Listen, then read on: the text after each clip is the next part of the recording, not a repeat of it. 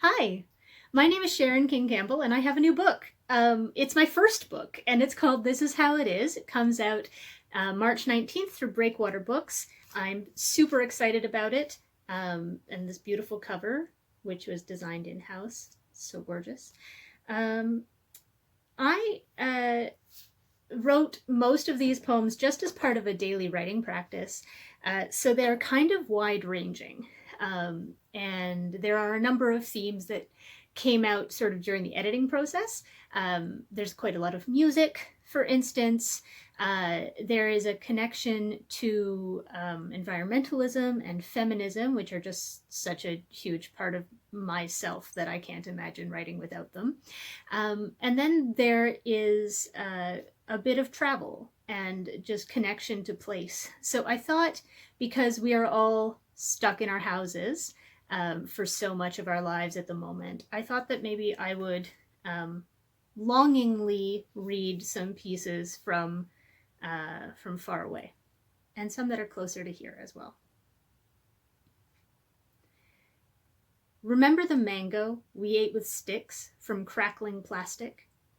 I wanted bananas, but the color of mangoes, orange as sunrise, compelled me to change.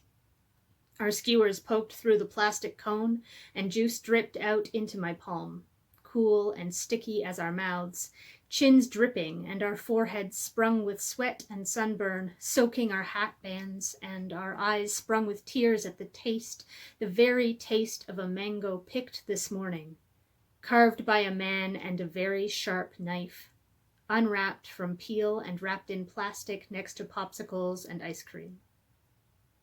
Remember the coconut the man knocked down with a machete he used to slash us through the jungle? He hauled it down with a long hook like a gaff.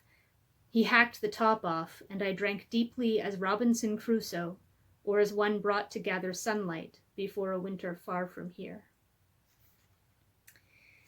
And maybe one of the oldest poems in the book was written while I was living in New Zealand, where actually the wall hanging behind me came from. And I spent about 8 months in New Zealand, and I really fell in love with the place and some of the people I met there. And I spent a lot of time looking at the sky because I was also desperately homesick. And there's one constellation in the southern sky that is the same. And so this poem is about that. It's called Astronomy. My dad and me, ear to ear, we make an angle on the dock. It creaks a little in the lapping waves. I'm 8. He points his flashlight at the sky. There, he says, and there, the summer triangle.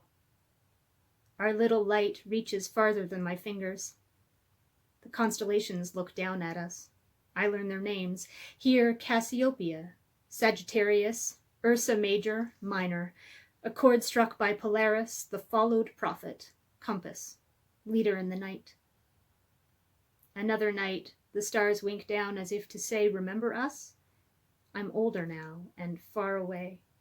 And without lines connecting all these points, I feel the light years wide expanses in between. These are somebody's signposts, but not mine. My winter warrior, Orion, does a handstand in this place's summer sky. And finally, one of the places I have most recently fallen in love with, which is not on the other side of the world. This piece is it's called For Wintertime.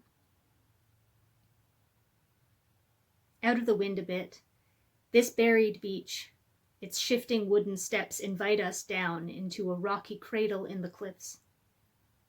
On this beach, we find green glass big as our thumbs, tumbled smooth over the stony floor of sea. A single crow is dogging us. He calls for company, but only gulls sweep past, white bellies shadowed gray.